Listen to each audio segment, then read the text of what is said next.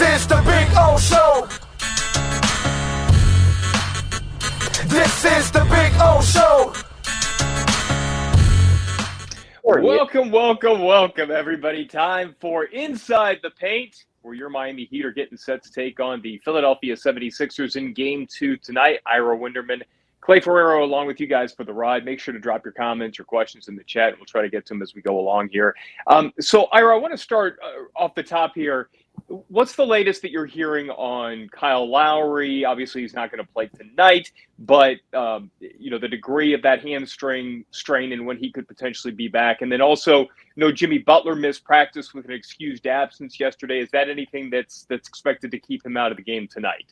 On the second one, no. That was made clear. Just whatever Jimmy had to take care of, Jimmy gets to take care of. It's interesting, Clay, because people jump to conclusions. Jimmy didn't play fourth quarter the other night against Philadelphia. So all of a sudden, everyone's putting things together. Jimmy's mad he didn't get to play, so he didn't show up at practice. No, you're going to have to go somewhere else for your headlines and your aggregation. It was a matter of Eric Spoelstra said if the game got down to single digits, he would have played Jimmy. There was no need to. You rest your 32-year-old forward when you can.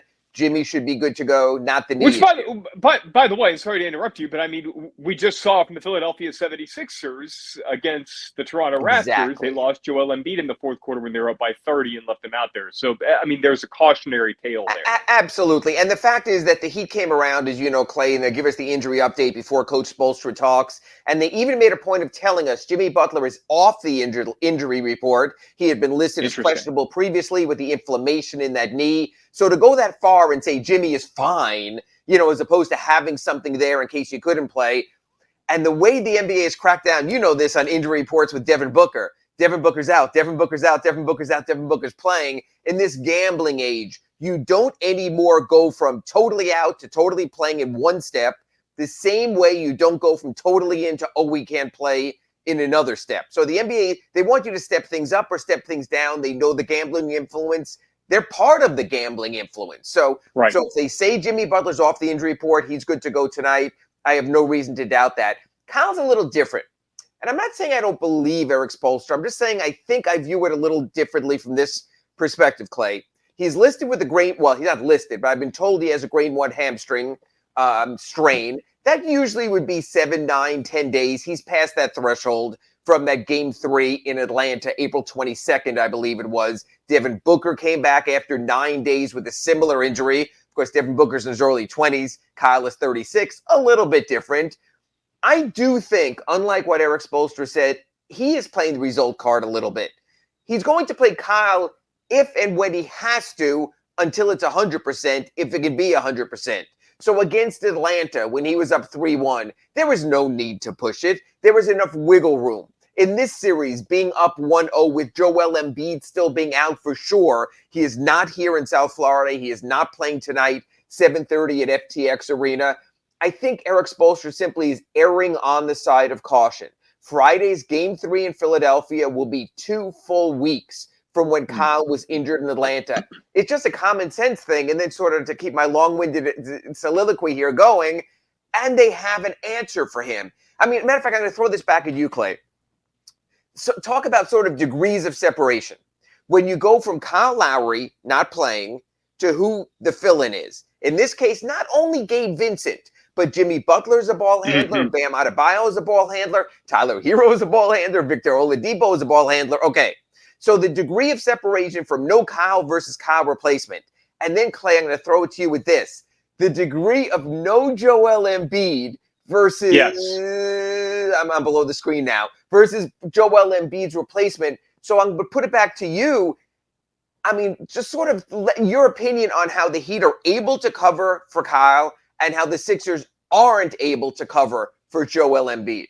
Well, it's clearly the story of the series to this point. Obviously, we're only one game in, but you were able to see very early on in that game that the Heat were able to run DeAndre Jordan all over the floor. And then when Paul Reed went out there, I mean, look, you give Paul Reed some credit because especially early on in that game, he did give them a bit of a boost.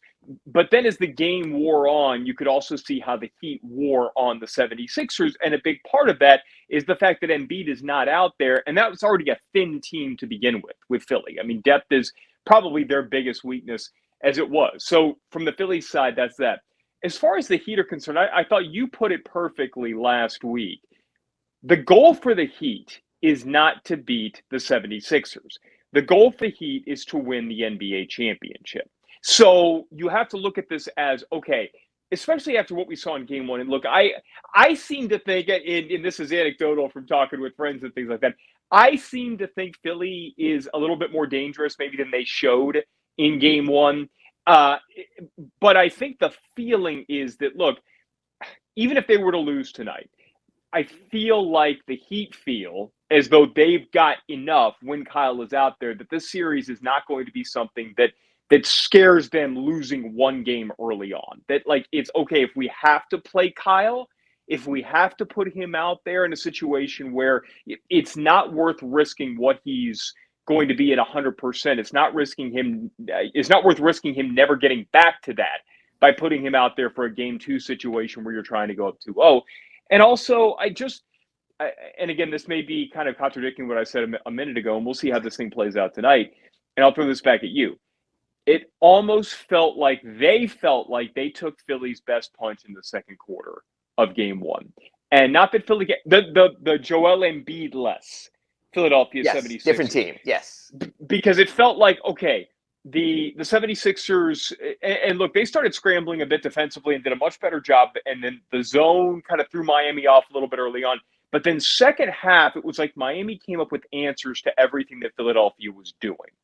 And I'm not sure how many adjustments that Philly has left to throw at Miami that they're not going to. And I think the big thing that they found out, Ira, and this was something that plagued Philadelphia during the season, when Philadelphia, in general, Philadelphia is not a very good rebounding team beyond Joel Embiid. Right. When they went zone, they were really bad rebounding the ball. And second half of that game, it was like the Heat figured, okay, if we keep passing the ball around, I don't think we're going to get a good shot. They don't have anybody to block out anybody, so we're just going to keep attacking the rim. Even if we miss, we're going to get the rebound and score off of that. So I'm throwing this back at you, Ira, in that I think the Sixers are handling it the way they're handling it as best they can, but they're just limited when it comes to personnel.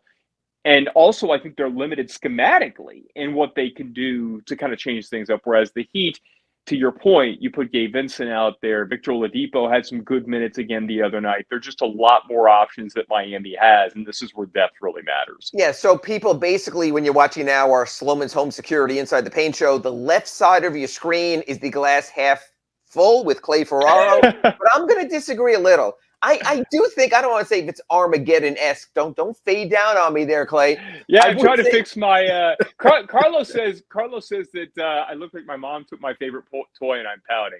I do have kind of that resting angry face sometimes, so I apologize. It's that early morning face, and the reason we haven't seen Big O at 6 a.m. Vegas time this morning, so I get that. Right. I'm going to go the other way with you. I don't want to say it'll be Armageddon, but I think it'll be a serious concern if the Heat lose tonight. A very serious concern for this reason. Even if the Heat get Kyle Lowry back Friday, which I think they will in Philadelphia, the 76ers are getting more back Friday in Philadelphia with Joel Embiid, if we believe the initial reports by Woj and by some other people that that's the target date game 3. So I think all of a sudden you get on that plane to Philadelphia tomorrow and you're 1-1. They're getting demonstrably better than you are by getting Joel Embiid back. And that's all you want as an underdog in the series is this, to plant that seed of doubt. And that seed of doubt will come with the Heat loss tonight, times a Joel Embiid return, and the emotional boost we'll see at Wells Fargo Center on Friday. So I think this is far more must win tonight than, say, on a Friday night. We saw in Atlanta, the Heat went up 2-0, then it was 2-1. There wasn't a panic. They took care of business. They've been able to win on the road. I think today is you throw everything you have out there if you're the Miami Heat. You unload everything. You gave Jimmy Butler the day off yesterday. Maybe you throw Duncan Robinson back in there to hit threes. You tell PJ Tucker, be relentless again. We'll give you tomorrow off from practice. I think this is a huge game. I think in many ways this is the swing game of the series, and I'll tell you why. Not only you up 2-0, and then Philly would have to win 4 or 5 to win the series, but maybe then Philadelphia says, you know what? We've got our future Hall of Fame, current All-Star, possible MVP center with us for the long run. He has a fractured orbital bone, We know that that can lead to surgery, possibly even a plate in your face. You have that, number one. We know he's recovering from a concussion. You never know what the sort of is going to come out of that or not, even when you clear protocol. There are long-range factors. Our football friends have shown us that. And he still has the surgical thumb, the surgical thumb, 9 a.m., not so easy. So Easy for you to say. Also, I almost wonder if Philly, if it's two tough losses, if it's two double-digit losses, they might say to themselves, you know what? Not our year right now. This Harden thing hasn't worked out immediately like we thought, and we've got to protect this guy's future because he's the cornerstone and the mainstay of our franchise. So I do think if the Heat can make a big statement tonight, maybe Joel Embiid doesn't come back Friday. Maybe he doesn't come back in the series. Maybe that thumb is at a point where they say, you know what? Let's get a head start on next season. This is not our year. We were only the 4th seed. The Simmons trade didn't work out as optimally as we thought, and they go from there. I think tonight's a very, very big night. I think tonight, obviously, it's not overstating it, but it's the biggest night of the series. But I think this is when the Heat can really sort of put the hammer down and get the Sixers reeling like they had the Hawks reeling with that 2-0 lead. Yeah, I know this show is boring when we agree. I want to clarify what I said earlier. I think from a Heat perspective, the way they're viewing this is, if we lose tonight, I think we're still going to be okay. I don't think they're not that they're not going to throw everything out there to win tonight. It's not like that. I think there's a confidence level because I think they're like this the whole time, right? Yeah, but I don't you know think what, Clay, but they haven't faced adversity. As a matter of fact, the last time the Heat faced adversity, we know when it was, the 4-game losing streak, the Jimmy Butler fight on the bench where they were exposed to Udonis Haslem. But that's almost 2 months ago right now. And they've been on pretty nice cruise control.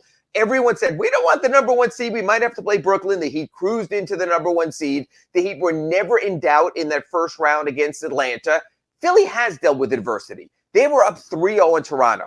Then they were up 3-1. Then they were up 3-2. And we knew how tight things got going back to Toronto for that Game 6 last Friday. So Philly has sort of passed this adversity test with the statement that they made at Scotiabank Arena in Toronto last Friday. So I'm still not sure I want to see Heat and adversity at this point. I think tonight's really a statement moment for them as much as well. Yes, they know at 1-1 they still could win the series, but they can get a little wobbly if they have to hit adversity for the first time in 2 months. No, look, objectively, I agree, and that's how I feel on the outside.